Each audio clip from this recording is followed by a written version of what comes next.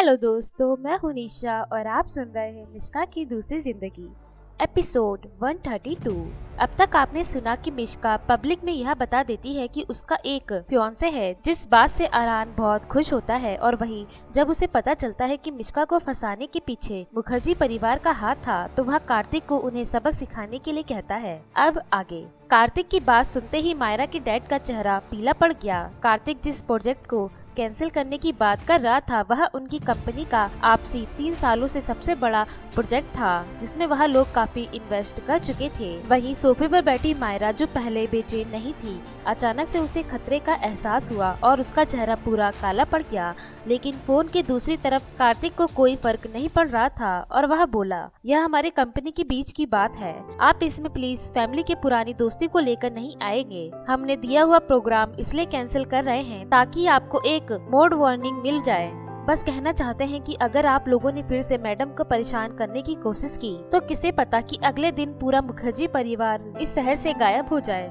Assistant Kartik, यह पूरी तरह से एक मिसअंडरस्टैंडिंग है, एक्सप्लेन करने की कोशिश की, मगर वह अपनी बात खत्म कर पाते उससे पहले ही फोन कटने की आवाज फोन से आने लगी। अब हम क्या करेंगे? सुष्मिता ने अपनी बहनें आपस में सिकोड़ कर अपने फादर की तरफ देखा। वह बिजनेस में बिल्कुल भी इंटरेस्टेड नहीं थी और न ही उसे कुछ समझ आता था, इसलिए वह एंटरटेनमेंट इंडस्ट्री में चली गई। वह ओरिजिनली यही उम्मीद कर रही थी कि वह किसी दिन अरहान से शादी कर लेगी, जिससे उसके परिवार के बिजनेस को एक नई ऊंचाइयां मिल जाएगी। लेकिन उसने कभी इमेजिन नहीं किया था कि मिश्का उसके सारे प्लान को बर्बाद कर देगी। अब जब उसके परिवार के बिजनेस का इतना बड़ा लॉस होगा, तो एंटरटेनमेंट इंडस्ट्री में उसके स्टेटस को भी बहुत बड़ा नुकसान होगा। डैड, हम बैंकक्रप्ट नहीं होंगे ना? मायरा को डर लग रहा था। उसने नर्वस टोन में पूछा। मायरा के डैड बहुत गुस्से में थे। उन्होंने एक कदम आगे लिया और अपनी बेटी को एक तेज थप्पड़ मारा और उसकी तरफ देखकर चिल्लाते हुए बोले, घटिया लड़की, हमने उम्मीद की थी कि तुम हमारे परिवार के लिए सम्मान बनोगी, बल्कि तुमने ऐसा न करके इतनी बड़ी प्रॉब्लम हम पर डाल दी है। पूरे दिल्ली शहर में किसी नहीं पता कि मिश्का अरहान की वाइफ है। तुम्हारी हिम्मत कैसे हुई उसके खिलाफ चाल चलने की? मुझे कोई फर्क नहीं पड़ता कि तुम्हें जीना है या फिर नहीं जीना, मगर मेरे परिवार को और मुझे जीना है, इसलिए ऐसी हरकत दोबारा की तो मैं तुम्हें जान से मार दूंगा। मायरा को पूरी जिंदगी पैम्पर किया गया था और उसका ख्याल रखा गया था। उसे आज से पहले कभी इस तरह ट्रीट नहीं किया गया था। वह गुस्से में कुछ बोल ही नहीं पा रही थी, लेकिन जब उसने अपनी बड़ी बहन की वार्निंग भरी नजरें देखी तो चुप रहने का ही डिसाइड किया। तुम अभी इसी वक्त कॉल करके मिश्का से भीख मांगो, उससे माफी मांगो। तुम्हें इस सिचुएशन को कैसे भी करके बदलना होगा। फाइनली मायरा के डैड ने थोड़ी देर सोचने के बाद एक आइडिया दिया। क्या? मिश्का से माफी मांगू? इससे अच्छा तो आप मुझे मार ही देते। जब मायरा ने अपने डैड की बात सुनी तो उसके चेहरे पर हैरानी दिखाई देने लगी। वह और मिश्का पुराने दुश्मन थे और वह कभी इस जिंदगी में उससे माफी नहीं मांगेगी। यू? मायरा के डैड इतने गुस्से में थे कि उन्होंने अपनी बेटी को मारने के लिए दोबारा हाथ उठाया, मगर खुशकिस्मती से सुष्मिता ने उन्हें वक्त पर रोक दिया और बोली, डैड, हमारे मुखर्जी परिवार रायचंद परिवार के बराबर भी नहीं है। मिश्का मायरा की अपोलॉजी बिल्कुल एक्सेप्ट नहीं करेगी किसी भी कीमत पर, तो हम क्यों कोशिश करें इस बात को लेकर। इतना कहने के बाद सुष्मिता ने मायरा को बोलने का इशारा किया तो मायरा ने हिचकिचाते हुए अपनी गलती मानकर कहा, डैड, मैंने गलती कर दी। अब से और इसी वक्त से मैं सिर्फ अपनी परफॉर्मेंस पर ध्यान दूंगी, हमारे परिवार के लिए पैसे कमाने पर ध्यान दूंगी। तुम पैसे कमाओगी? तुम मेरी बात ध्यान से सुन लो। मुझे पता चला कि तुम फिर से हमारे लिए परेशानी खड़ी कर रही हो, तो मैं तुम्हें यहाँ से अब्रॉड भेज दूंगा, जहाँ तुम्हें पॉकेट मनी भी नहीं मिलेगी। तुम्हें खुद कमाना होगा अपने लिए, जिससे तुम हमारे परिवार को और भी बर्बाद ना कर पाओ। मायरा के डैड ने कोल्डली उसे डांटा और दरवाजा खोलकर चले गए। अपने डैड के जाते ही मायरा का चेहरा गुस्से में काला हो गया और वह बोली, मिश्का, मैं अभी तक हारी नहीं हूँ और न ही मेरा बदला खत्म हुआ है। वहीं रायचंद मेंशन के तीसरे फ्लोर पर दिव्या ने गुस्से में अपने फोन को टाइटली पकड़ा हुआ था। उसके चेहरे पर बहुत ही खतरनाक एक्सप्रेशन थे और वह मिष्टी का इंस्टाग्राम अकाउंट देख रही थी, जिस पर नए 10,000 फॉलोवर्स ऐड हो चुके थे और वहीं उसके इंस्टाग्राम पर हमारा सुनहरा वक्त के बहुत सारे फैंस अटैक कर रहे थे। किसी ने कमेंट किया, घटिया लड़की, तुम्हारी हिम्मत कैसे हुई हमारी रोशनी और प्रिया को हर्ट करने की? क्या तुम्हें लगता है कि तुम जैसे चाहो हमारी प्रिया को हर्ट कर सकती हो? तुम्हें शर्म नाम की कोई चीज नहीं है? दूसरे ने कमेंट किया, तुमने कोई शर्म नहीं है। मैं बता सकती हूँ कि तुम इतनी अच्छी एक्टिंग इसलिए कर रही हो क्योंकि तुम अपनी जिंदगी में भी ऐसी ही हो, वरना तुम इतनी अच्छी कैसे हो सकती हो अपनी एक्टिंग में। तभी किसी और ने कमेंट किया, मैंने पूरा शो देखा है, मुझे सबसे ज्यादा इस शो में दिव्या से ही नफरत है। इस तरह के कमेंट उसके हर एक पोस्ट के नीचे 10,000 से भी ज्यादा थे। दिव्या इतने गुस्से में थी, उसने अपना तुरंत इंस्टाग्राम बंद कर दिया। ठीक उसी वक्त उसका फोन बजा। उसने कभी नहीं सोचा था कि मायरा उसे फोन करेगी। हेलो। जैसे ही उसने फोन उठाया, दूसरी तरफ से मायरा की आवाज सुनाई दी। दिव्या, जो तुमने ओरिजिनली मुझसे कहा था वह बिल्कुल सही है। मिश्का को स्कीम करने में बहुत मजा आता है। उसने यहाँ तक कि अरहान से कहकर मेरी फैमिली को धमकी दिलवाई है। उसमें बिल्कुल शर्म नाम की चीज नहीं है। मायरा के पास अपना गुस्सा और फ्रस्ट्रेशन दिखाने के लिए कोई नहीं था, इसलिए उसने दिव्या को कॉल किया था। दिव्या ने ऐसे नाटक किया जैसे वह लॉजिकल बात कर रही हो और वह बोली, मायरा तुम और मिस्टी कॉम्पिटिटर्स नहीं हो तो तुम्हें उसे पंगा लेने की क्या जरूरत है। उसने जब पब्लिकली अपना रोमांटिक रिलेशनशिप अनाउंस कर दिया है, जिसकी वजह से उसके मिलने वाले रोल्स पर असर पड़ेगा। मायरा ने तुरंत दिव्या की बातों का पॉइंट पकड़ लिया और पूछा, तुम्हारी लास्ट लाइन से क्या मतलब था? किस तरह का असर पड़ेगा उसके रोल्स पर?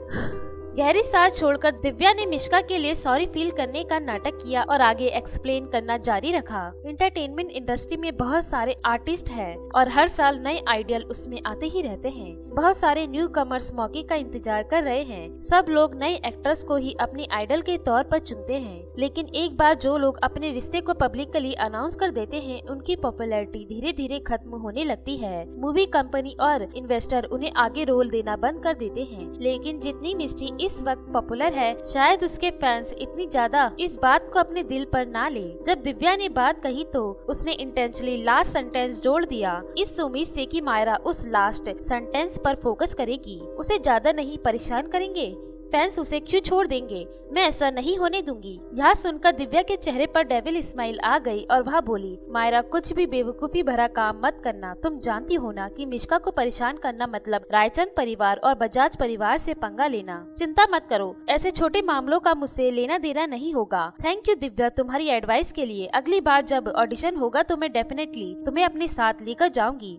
इस वक्त मायरा सचमुच इतनी बड़ी बेवकूफ थी जो यह सोच रही थी कि दिव्या उसकी साइड पर है और उसका अच्छा सोच रही है, और उसने उसका नाम काफी अच्छे तरीके से लिया जैसे वह उसकी कोई अच्छी दोस्त हो। अच्छू। वही मिश्का की एंटरटेनमेंट कंपनी में मिश्का बॉस की चेयर पर बैठी हुई थी और तभी अचानक से उसे बहुत तेज छींक आई। उसे नहीं पता था कि क्या हुआ है, क्योंकि वह बीमार तो बिल्कुल नहीं है, लेकिन बार बार इस तरह छींक के आने से उसकी बॉडी भी फील करने लगी थी। क्या हो सकता है कि उसकी पिछली जिंदगी का कैंसर इस जिंदगी में भी उसके साथ आ गया है? मिस्टी, क्या तुम ठीक हो? तारा ने मिश्का को टिश्यू पेपर दिया और चिंता में पूछा। फिर तभी उसके दिमाग में कुछ ख्याल आया तो उसने एक शरारती मुस्कुराहट के साथ पूछा, क्या कल रात तुम अपने फियांसे के साथ कुछ ज्यादा ही अच्छा वक्त बिता पाई हो, जिसकी वजह से तुम्हें सुबह ठंड लग गई है? उसकी यह बात सुनकर मिश्का ने मन ही मन अपनी आंखें रोल की। अगर तारा को पता चल जाए कि वह अभी भी वर्जिन है तो वह तो हंसते हंसते ही मर जाएगी। तुम्हारा दिमाग कहाँ कहाँ चलता है? मेरे पीरियड चल रहे हैं। ओह, तारा ने जवाब दिया और उसके चेहरे पर काफी डिसअपॉइंटमेंट वाले एक्सप्रेशन थे, जैसे उसे कोई कीमती चीज ना मिली हो। मैंने सुना है कि प्रेसिडेंट बजाज का ऑरा बहुत ही स्ट्रॉन्ग था और कल रात मैंने उन्हें राहुल को मारते हुए देखा तो उनके डर की वजह से मैं अपनी जगह से हिल भी नहीं पा रही थी। अगर वह हमारे स्पेशल फोर्स या फिर आर्मी में होते ना तो घूर कर ही सारे दुश्मनों की बैंड बजा देते। अरहान की बात करते वक्त तारा की आंखों में एडमिनिस्ट्रेशन थी और वह एडमिनिस्ट्रेशन अरहान के पैसे या फिर उसके हैंडसम चेहरे को लेकर नहीं बल्कि उसकी ताकत को लेकर थी। वह एक आर्मी सोल्जर थी जिसकी वजह से उसे ताकतवर लोग काफी अच्छे लगते थे। ऑल राइट, अभी हम मीटिंग में हैं तो पर्सनल मैटर डिस्कस मत करो। विनोद ने अपना सर मसलते हुए कहा। वह काफी नाखुश दिख रहा था और वह खड़े होते हुए बोला, मुझे अभी अभी बहुत सारी मूवी कंपनी इन्वेस्टर से काफी सारी खबरें मिली है। ओरिजिनली कम से कम 10 फीमेल लीड के रोल्स तुम्हें ऑफर हुए थे, लेकिन जैसे ही तुमने कल पब्लिक के लिए अपना रोमांटिक रिलेशनशिप अनाउंस कर दिया, तुम्हारे ऑनलाइन रेटिंग पर बहुत ही बड़ा असर पड़ा है और वह सारी कंपनी और इन्वेस्टर अपने ऑफर्स को पीछे खींच रहे हैं। क्यों? मिस्टी ने तो ऑलरेडी सारी सिचुएशन एक्सप्लेन कर दी थी। भले ही अभी भी कुछ लोगों का ग्रुप था जो मिश्का पर भरोसा नहीं कर रहा था, लेकिन ज्यादातर लोगों ने उसे सपोर्ट किया था और उसकी अच्छी एक्टिंग की दुआ की थी। इसलिए तारा ने कंफ्यूजन में पूछा, मगर विनोद की बात सुनकर मिश्का बिल्कुल हैरान नहीं थी।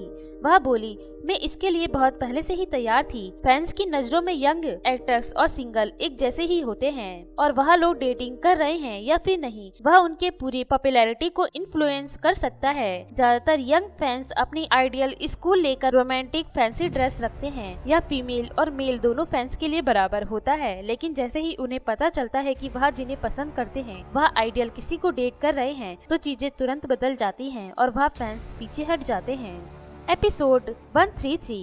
विनोद जो भी बातें कर रहा था वह मिश्का बहुत अच्छे से जानती थी और उसके लिए पहले से ही तैयार थी। ओरिजिनली पब्लिक ओपिनियन इतना भी बुरा नहीं है, मगर बहुत सारे मार्केटिंग अकाउंट है जो आज दोपहर से ही अचानक से आ गए हैं और तुम्हारे फ्यूचर को एनालाइज कर रहे हैं। उन्होंने कहा कि तुमने अभी अपना करियर शुरू ही किया था और तुमने अपना रोमांटिक रिलेशनशिप अनाउंस कर दिया, जो काफी अनप्रोफेशनल बात है। भले ही मैंने अपने लोगों से कहकर उन्हें डिलीट करवा दिया है, लेकिन उन लोगों का काफी बड़ा इन्फ्लुएंस है और एटलीस्ट अब हम देख सकते हैं कि यह कैसे तुम्हारे आने वाले रोल्स पर भारी पड़ रहा है।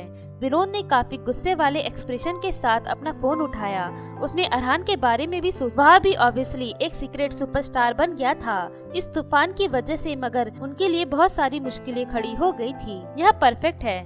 मिश्का ने बिल्कुल भी दुख नहीं दिखाया क्योंकि वह दुखी नहीं थी। वह बोली, मैं कभी भी इन शो में लीड रोल नहीं करना चाहती थी। मैं तो तरीका ढूंढ रही थी कि किस तरह कैसे इन मूवीज कंपनी और इन्वेस्टर को मना किया जाए, लेकिन अब जब उन्होंने खुद अपने ऑफर्स पीछे खींच लिए हैं तो मुझे बहुत सारी मुसीबतें नहीं होंगी। फीमेल लीड के लिए बाहर एक शो में एक रोमांटिक रिलेशनशिप तो रखा ही जाता था जो काफी प्लेंटीफुल और कॉम्प्लिकेटेड होता था, और मिश्का जानती थी कि अगर अरहान को पता चल गया कि उसकी मिस्टी किसी और के साथ रोमांटिक सीन करने वाली है तो वह पक्का जेलस होगा और वह पक्का शायद उसे एंटरटेनमेंट इंडस्ट्री छोड़ने के लिए भी कह दे, जिसकी वजह से अब तक की उसके सारे एफर्ट्स वेस्ट हो जाएंगे। तुम आइडियल शो में लीड रोल परफॉर्म नहीं करना चाहती। जो तुम्हारी करंट सिचुएशन है उसके हिसाब से तुम बिल्कुल परफेक्ट हो फीमेल लीड के लिए, अलग अलग सूझ में, जिसकी वजह से तुम एक इंटरनेट सेंसेशन बन जाओगी। और फिर इतना जितना विनोद बात कर रहा था उसका इंटरेस्ट और बढ़ता जा रहा था, लेकिन मिश्का पहले की तरह ही शांत थी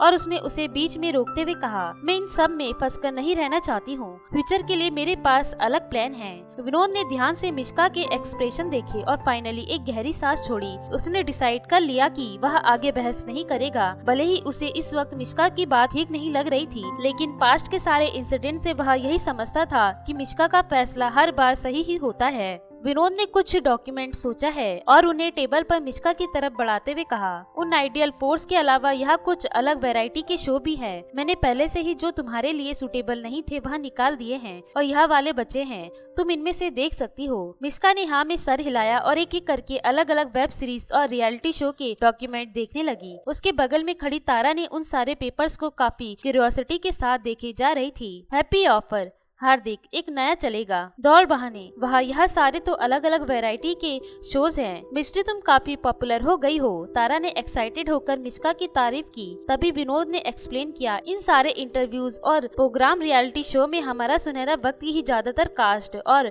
लोग होंगे, और जो तुम उन लोगों को अच्छे से जानती हो तो तुम्हें ज्यादा नर्वस फील नहीं होगा। लेकिन तुम इन शो में परफॉर्म करने का डिसाइड करती हो तो इसमें बहुत सारे सीन्स तुम्हारे नहीं होंगे। मिश्का ने अलग अलग शो के स्क्रिप्ट पढ़ना शुरू की और उन्हें एवोल्यूशन देने लगी।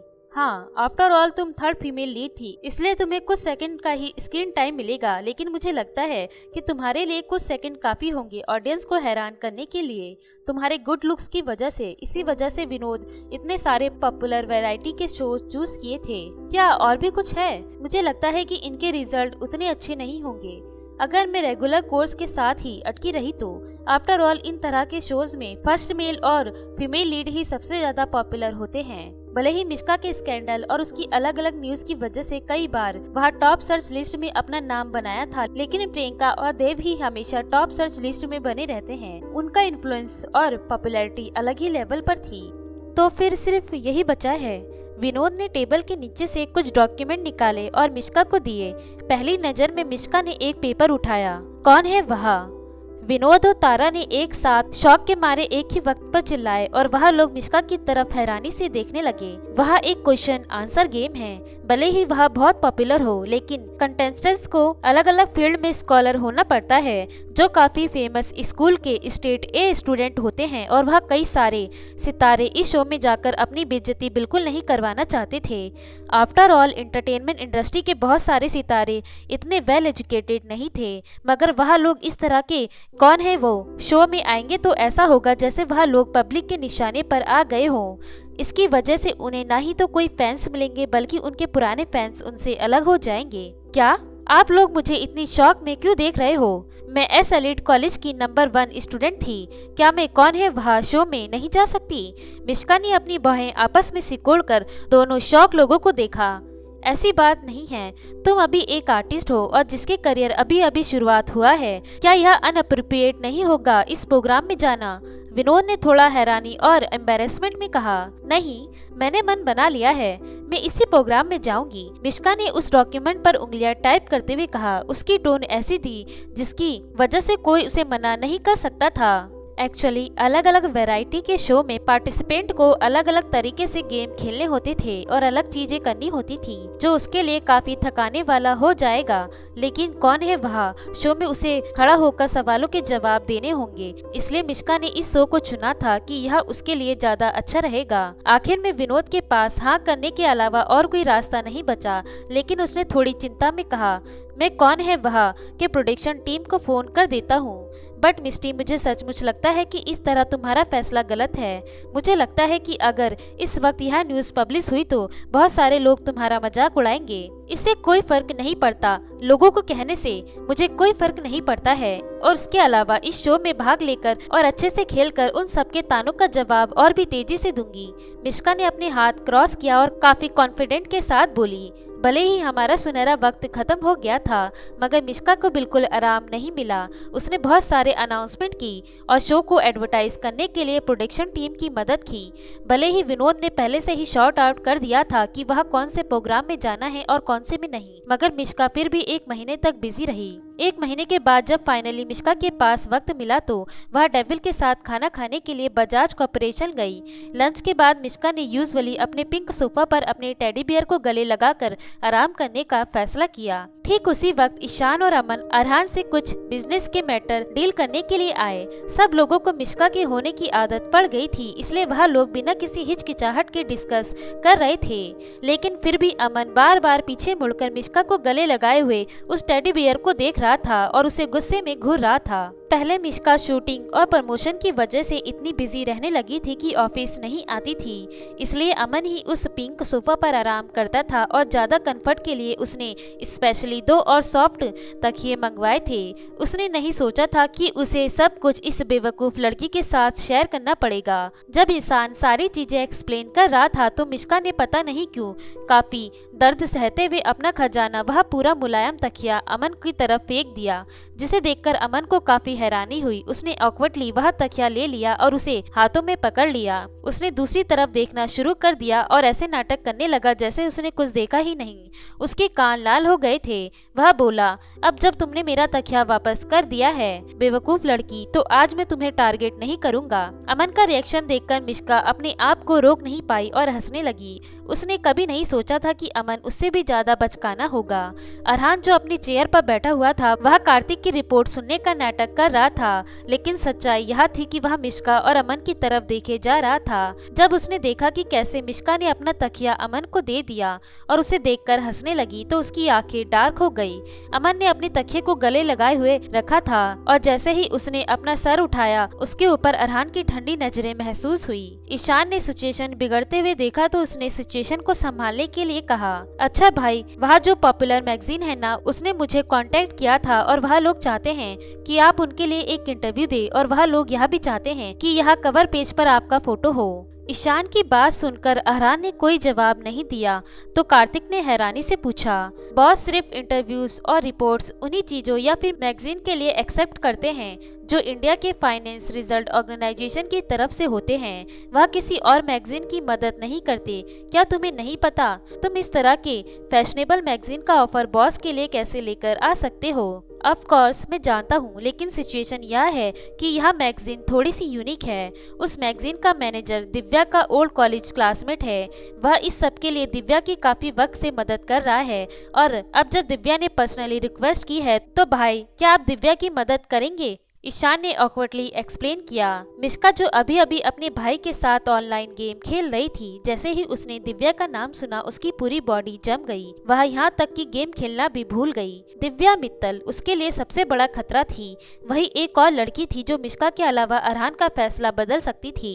वह एक अच्छी लड़की थी जो एक फेमस परिवार में पैदा हुई थी, जिसकी एबिलिटी सुपीरियर थी, और ज्यादातर वह अरहान की फॉरेन मार्केट में बिजनेस में एंटर करने में मदद करती थी। वह अरहान की बचपन की दोस्त थी और अरहान के दोस्तों की लिस्ट में उसका स्टेटस ईशान और अमन से भी ऊपर था। अपनी पिछली जिंदगी में मिश्का को जब कैंसर हुआ और जब वह जेल पहुंची तो उसे लगा कि यह सारी प्रॉब्लम दिव्या और राहुल ने की है, लेकिन जब तक वह मरने के कगार पर नहीं पहुंची तब तक उसे नहीं पता चला था कि उसकी असली दुश्मन कौन है। एपिसोड 134। दिव्या का नाम सुनकर मिश्का की पूरी बॉडी जम गई थी। उसकी पिछली जिंदगी में जब वह जेल गई थी तो उसे हमेशा यही लगता रहा कि दिव्या और राहुल ने यह सब किया है, लेकिन उसकी मरने की कगार पर पहुंचकर उसे उसके असली दुश्मन के बारे में पता चला था। मिष्टी, क्या हुआ? अरहान को तुरंत पता चल गया कि मिष्टी के साथ कुछ गलत है, और सच कहा जाए तो उसकी नज़र मिश्का के ऊपर ही होती थी। हाँ, कुछ नहीं, अगर आप उस मैगजीन के लिए कुछ करेंगे तो आई एम श्योर यह बहुत अच्छा होगा। मिश्का काफी नर्वस हो गई थी और उसने पूरी कोशिश की अपने आप को शांत रखकर एक जवाब देने की। अरहान भाई ने ऑलरेडी अपने आप को दिव्या की वजह से एक बार मुसीबत में डाल दिया है, और उन्होंने ऑलरेडी उसकी एक बार मदद की है। तुम्हारे हिसाब से? ईशान ने बहुत हिम्मत इकट्ठा करके पूछना शुरू किया, मगर किसी को ज्यादा उम्मीद नहीं थी। अरहान को इस हाई प्रोफाइल एडवर्टाइजमेंट से बहुत नफरत थी, यहाँ तक कि इंडिया के फाइनेंस ऑर्गेनाइजेशन में हर साल उसकी फोटो आती थी, क्योंकि उसके दादाजी हर बार उसे फोर्स करते थे मनाने के लिए, और वह भी उस तरह के इंटरव्यू करने के लिए पूरे साल रिक्वेस्ट करने पर मानता था। मिश्का के भी कान खड़े थे और वह डेविल का जवाब सुनने के लिए उतावली थी। What are? उसके दिमाग में एग्जैक्टली दिव्या की पोजीशन है क्या? ठीक उसी वक्त अरहान ने मिश्का की तरफ देखा और जो गेम खेल रही थी, और उसकी बातें उसके दिमाग में घूमने लगी कि अगर अरहान उस मैगजीन के लिए पिक्चर्स क्लिक करवाएगा तो वह बहुत अच्छा दिखेगा। अगर वह नहीं चाहती कि अरहान पिक्चर्स ले तो कोई फर्क नहीं पड़ता और वह दिव्या को मना कर देता, लेकिन वह चाहती है। सिर्फ इस बार ईशान ने सोच लिया था कि वह यहाँ से चला जाएगा क्योंकि अरहान का जवाब ना ही होगा, लेकिन जैसे ही उन्होंने अरहान की आवाज सुनी सब लोग इतने शॉक हो गए कि पूरे रूम में शांति फैल गई। तीनों के तीनों, कार्तिक, अमन और ईशान, वह हैरान थे। एक्चुअली में अरहान मान गया। थोड़ी देर बाद अमन ने गहरी सांस छोड़ी और कहा, दिव्या सचमुच भाई के दिल में जगह रखती है। बॉस, आप फेवरिज्म कर रहे हो। आप उनकी बात मान गए क्योंकि वह आपकी फेवरेट है। वहीं सोफा पर बैठी मिश्का ने जब यह बात सुनी तो सब कॉन्शियसली उसने अपने फोन पर पकड़ मजबूत कर दी। उसका दिल बहुत तेजी से धड़क रहा था और वह काफी अनकंफर्टेबल फील कर रही थी। बुरा अरहान, गंदा अरहान, वह एक्चुअली उस दिव्या के लिए कुछ अच्छा फील करता है। कार्तिक, जाओ और अरेंज कर दो। नो प्रॉब्लम, मैं अभी दिव्या को कॉल करके वह कह देता हूँ। कार्तिक खुश हो गया। वही मिश्का डिप्रेस थी। अब उसे गेम खेलने में मजा नहीं आ रहा था। ठीक उसी वक्त उसे विनोद ने मैसेज भेजा। ऑडियंस की रेटिंग हमारा सुनहरा वक्त की नंबर 1 पर पहुंच गई थी और उसे मिश्का की कुछ सेल्फीज चाहिए थी एडवर्टाइजमेंट के लिए। मिश्का ने अपना हाथ आगे बढ़ाकर पर्दे बंद कर दिए और कुछ सेल्फी लेकर उन्हें इंस्टाग्राम पर पोस्ट कर दिया और विनोद को भी भेज दिए। जैसे ही एक बार उसने अपनी पोस्ट की, वह बाहर निकल पाती उससे पहले ही उसे बहुत सारे कमेंट्स मिले जो उसका मजाक उड़ा रहे थे। किसी ने कमेंट किया, मेरे फेवरेट प्रोग्राम से निकलो। तभी किसी एक ने कमेंट किया, मिश्का सिर्फ दिखावा कर रही है।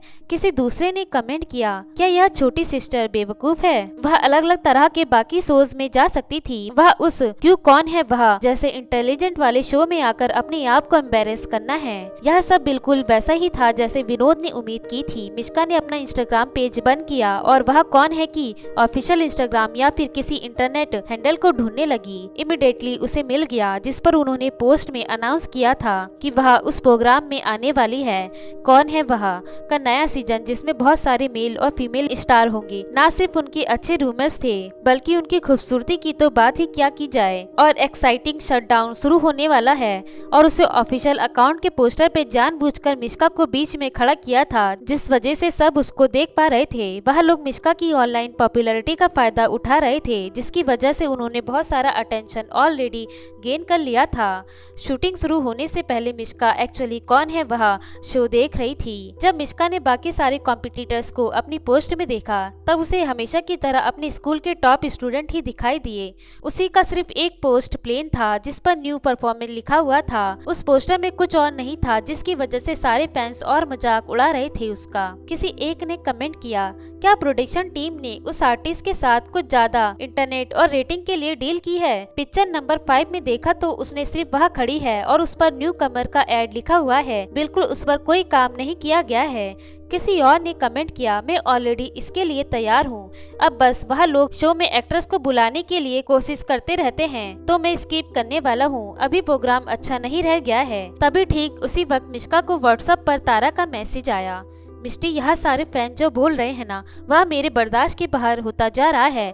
मैं इन्हें मार डालूंगी। मिश्का ने कहा, ऑफ कोर्स सबको मारेंगे, लेकिन सही वक्त पर।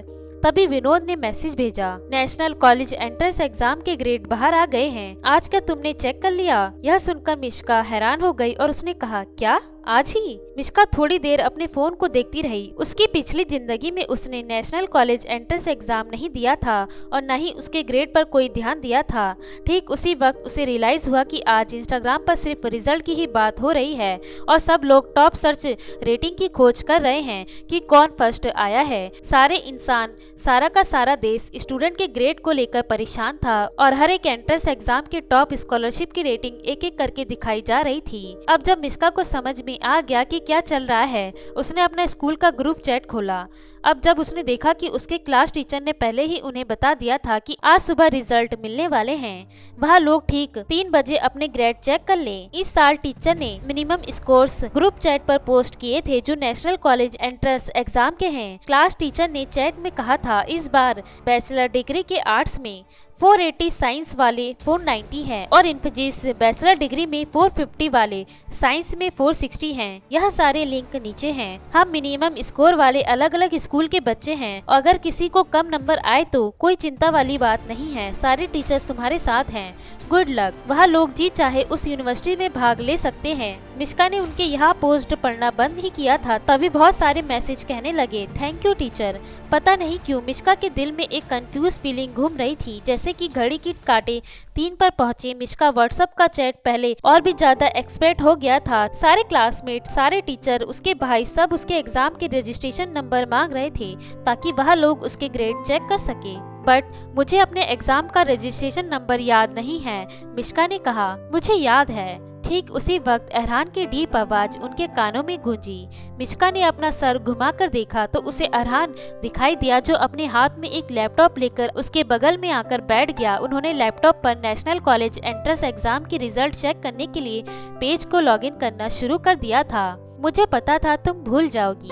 अरहान ने मिश्का की तरफ देखा और जब उसे लगा कि उसके पास कोई और चॉइस नहीं है, तो उसने जल्दी से मिश्का की आईडी नंबर डालना शुरू कर दी। उसके साथ खड़े 3 और आदमी उसे मिश्का के लिए परेशान थे और अमन भी इस बार खुद को रोक नहीं पाया और उसने मिश्का को शांत करते हुए कहा, देखो मिश्का, अगर तुम्हारे नंबर ठीक नहीं भी हुए तो कोई फर्क नहीं पड़ता है।